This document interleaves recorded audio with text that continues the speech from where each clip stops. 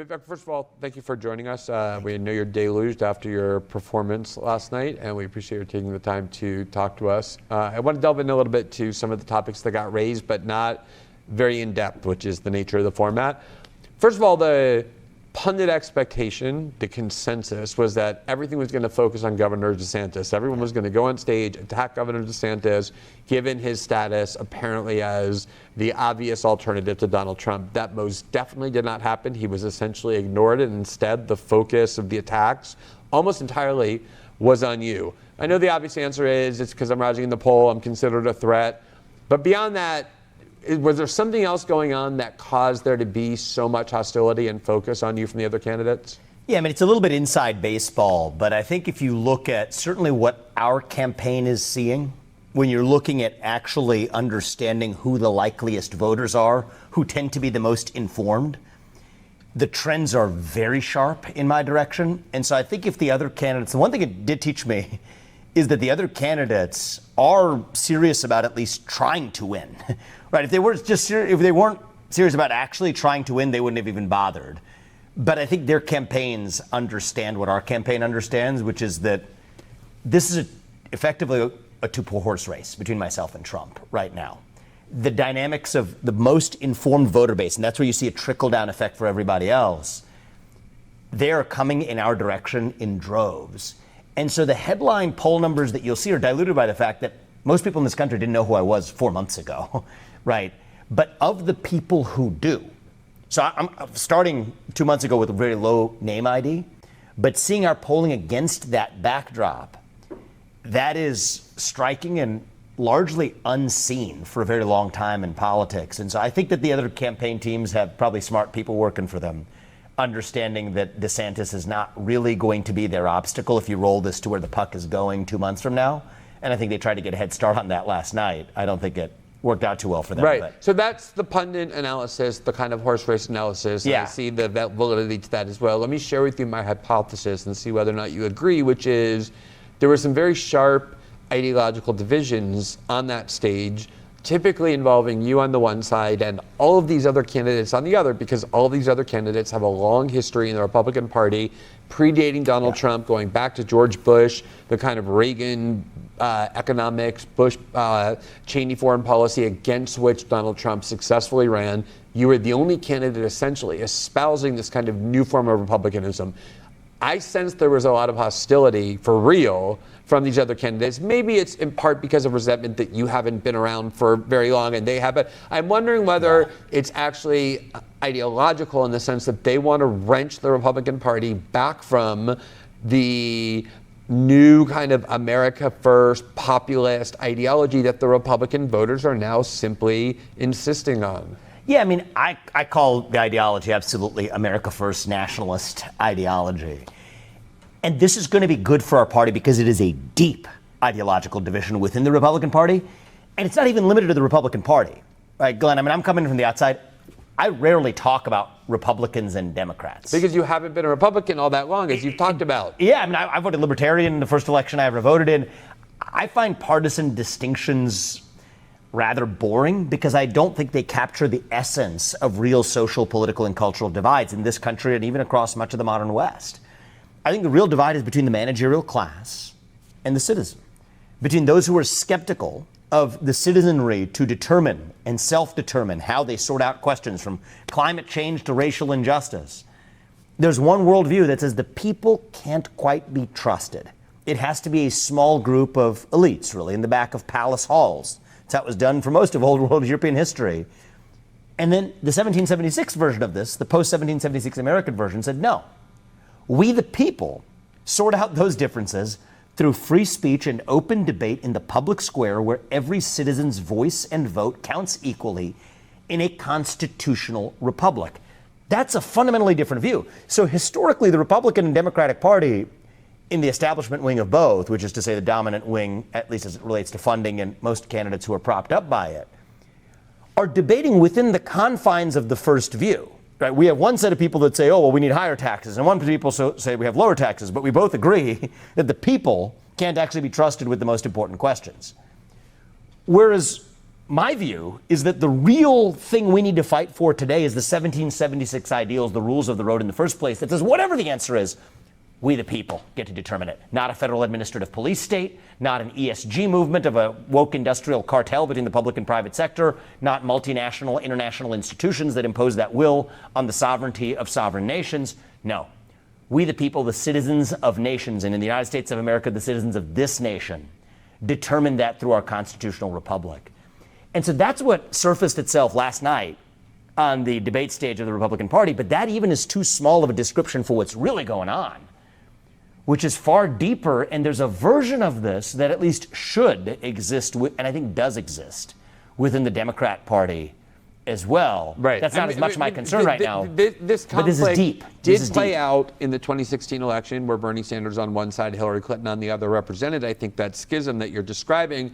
Bernie ended up getting crushed by a combination of kind of sort of cheating and rigging. That's Elizabeth Warren's words and Donna Brazile words, not mine. And the Democrats kept hold, the establishment did, of the party. The Republicans didn't. They lost that with Donald Trump. They thought Jeb Bush and Marco Rubio were the bulwarks.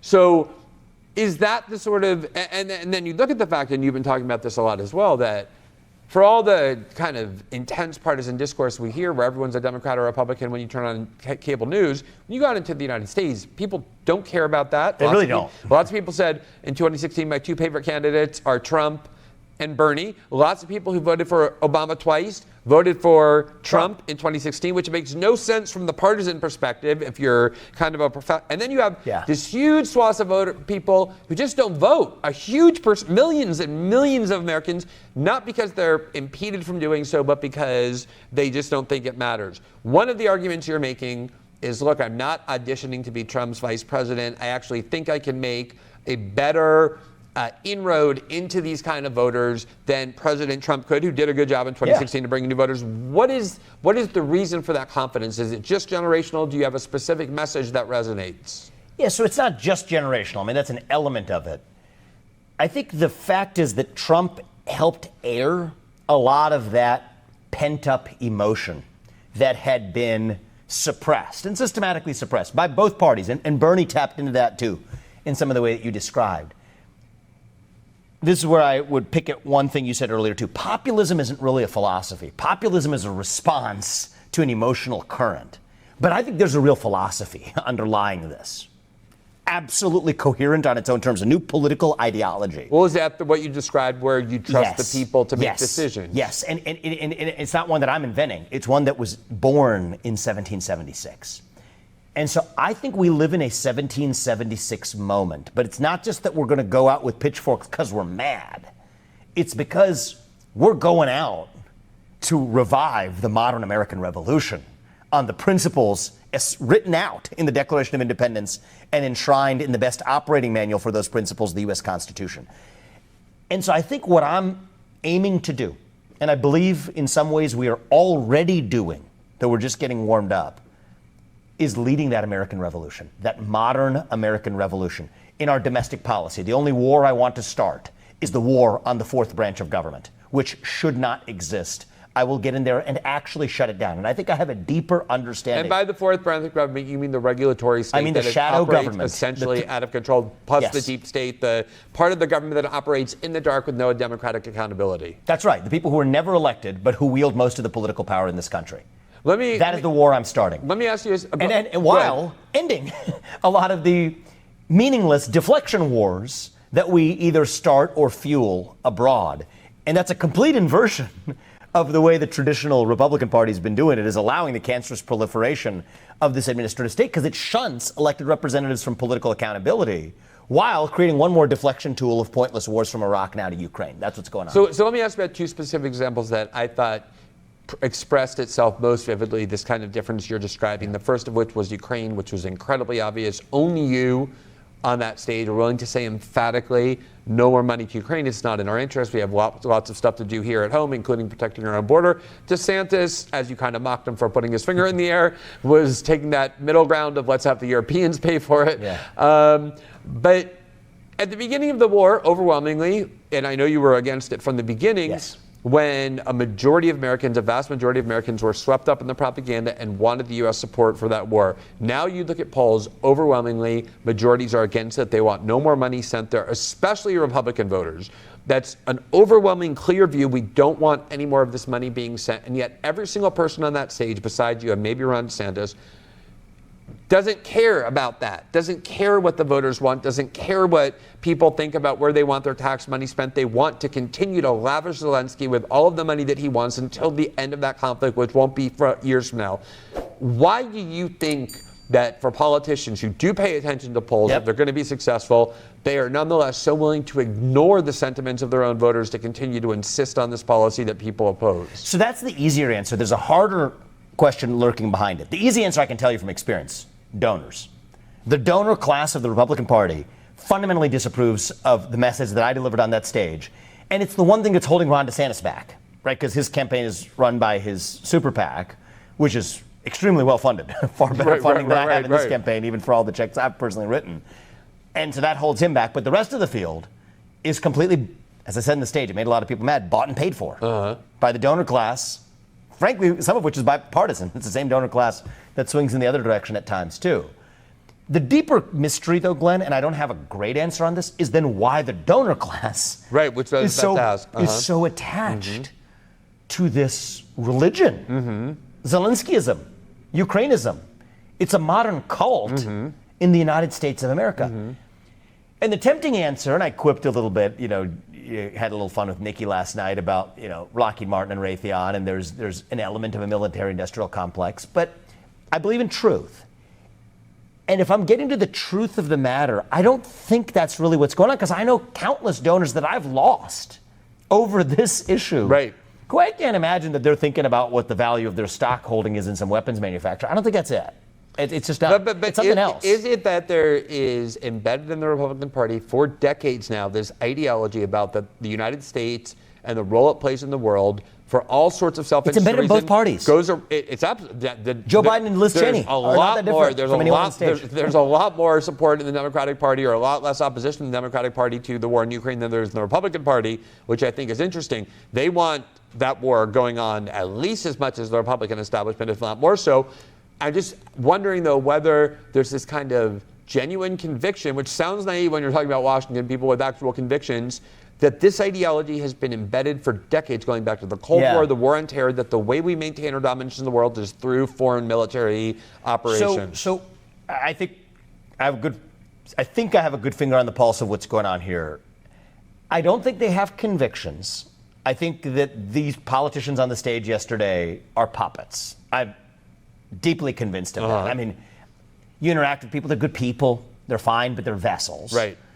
Listless vessels, if we may use the word, of super PACs.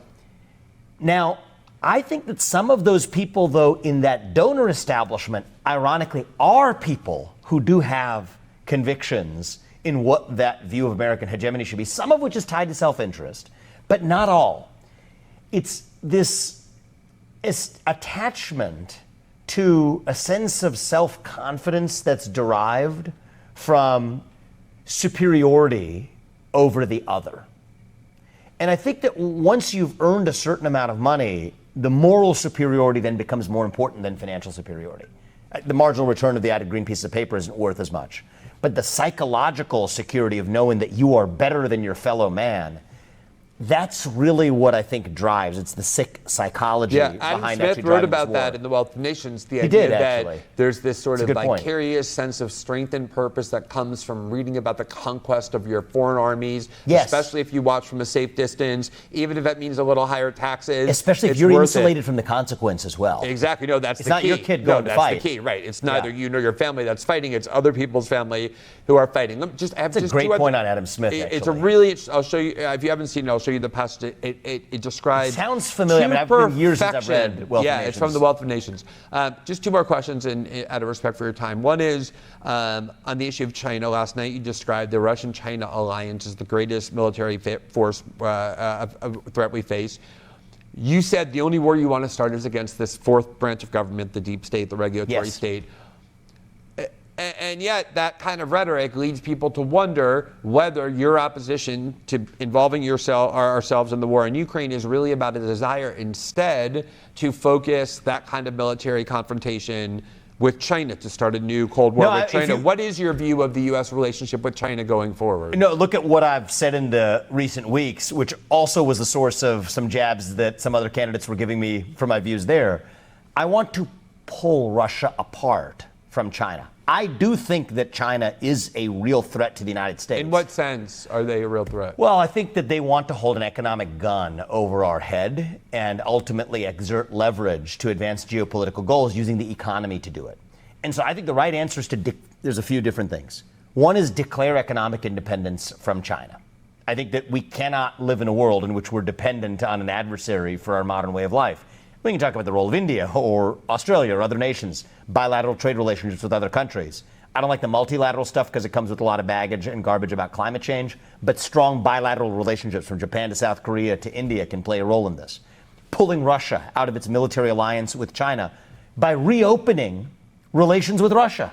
If we reopen economic relations with Russia, Russia doesn't have to rely economically on China. Freeze the current lines of control, Korean War-style armistice agreement, end the war in Ukraine, permanent commitment for NATO not to admit Ukraine. It's a reverse maneuver of what Nixon did in 1972. He pulled Mao out of Brezhnev's little brother arm. Well, Putin is like the new Mao. Let's pull him out of Xi Jinping's clasp and move from a bilateral international order today that favors China to a trilateral one where none of the three major superpowers, nuclear superpowers, are aligned. I think that's a good thing. As it relates to Taiwan, I favor moving from strategic ambiguity to strategic clarity. Right now, the U.S. just does depend on Taiwan for semiconductors. Our entire modern way of life, the camera that's recording this interview, that laptop on your lap. Which is the excuse as to why we need to defend Taiwan but not Ukraine. So the question that becomes, I'm going to roll this forward. Let's get away from dependence on superconductors. Yes, and then the question is, does that change our relationship with China vis-a-vis Taiwan and in general? Yes, it does once we achieve semiconductor independence. So I'm going to lead us by the end of our first term to ensure that we have semiconductor independence in this country. And what I've said is, I want to be very clear that there are a couple reasons why China might want to go for Taiwan, but if one of them is to lord over the United States, holding hostage our modern way of life, I'm not okay with that. And we will defend Taiwan. This does a couple of things. One is, it makes Xi Jinping have to be a fool to invade Taiwan before we do have semiconductor independence. If he wants to fulfill the nationalistic goal from 1949 and Chiang Kai-shek and Mao Zedong, that's a separate discussion. But as it relates to lording over and squatting on the semiconductor supply chain, no. The answer is no. So we'll pull Russia out of their hands. We'll partnership with India, control of the Malacca Strait where China gets its Middle Eastern oil supplies. And then after 2028, the end of my first term, when I will lead us to semiconductor independence, our posture changes. And I think that being honest about that, as a U.S. president, to say that I'm advancing U.S. interests, that is credible. People can actually, not only people at home, but even other actors on the global stage can take credible signals for that, because I expect them to act in their self-interest, just as they can expect me, representing the United States, to act in our self-interest. And that is the single most effective way of deterring China from going after Taiwan while avoiding war, especially during the period that we literally do depend on Taiwan for our modern way of life. And this also puts Taiwan on notice. I mean, this is a nation that's spending 1 point something % of its GDP on military. It has the U.S. behind it, ready to defend it. It should be at 5% of Taiwan's GDP should be spent on its own military defense, if that's what they want. They have an election in 2024. The KMT has different views than Tsai Ing-wen. That's their nation's issue to sort out democratically in terms of where they are. But this puts them on notice. Taiwan would have to be a fool not to increase its military spending as a % of GDP. Xi Jinping would have to be a fool to go for Taiwan before we have semiconductor independence in this country if we move to strategic clarity. And then the traditional establishment came like a ton of bricks on me for this view. Nikki Haley referenced it last night, but all right. The funniest part about this, Glenn, though, if we had more time in the debate, I would have thrown back in their face, and maybe I'll do it in the next debate, is this is under a status quo when the U.S. technically is espousing still the one China policy that would still deride Donald Trump for picking up a phone call from the Taiwanese president in 2015 to congratulate him that bloke broke diplomatic protocol and we embrace the one China policy and we can't say what we'll do on Taiwan. That if I, as a guy, say I will defend Taiwan until we achieve semiconductor independence, but it has the implication that the posture could change Which after. is even kind of more hard line. But it's neither more from that perspective. It's neither more nor less hard line. But it's laughable that they will point to that as being a softy position when all I'm saying is let's be honest, right, and let's be clear. This is how nations can actually deal with one another diplomatically if they can actually trust one another credibly. That you're actually, who would have ever thought, following your self-interest. And that is how you avoid wars that are against the interests of the United States, and if I may say it, against the interests of other nations as well. Last question, because anyway, we have a hard out. And I did think it was notable that people like Nikki Haley like to tout the fact that they have foreign policy experience when U.S. foreign policy over the last at least 20 years has been the worst. I'd rather pick somebody randomly out of the phone book to run U.S. foreign policy. I don't have a monkey running it. Exactly.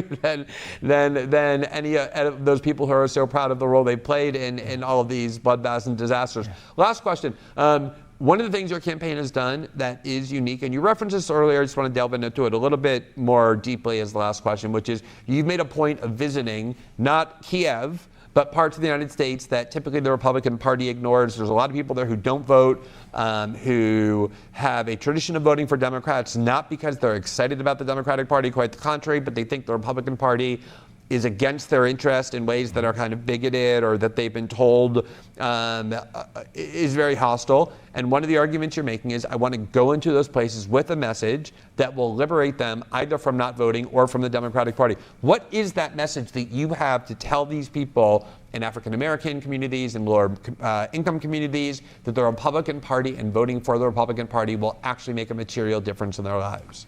The America First movement stands for all Americans. And so, no, I haven't talked to Zelensky, but I did pick up the phone and call the likes of Gregory and Janet Ards, two small business owners in Hawaii who tragically lost their two small businesses in their family, but had a third that was still able to provide the water supply to the rest of Maui.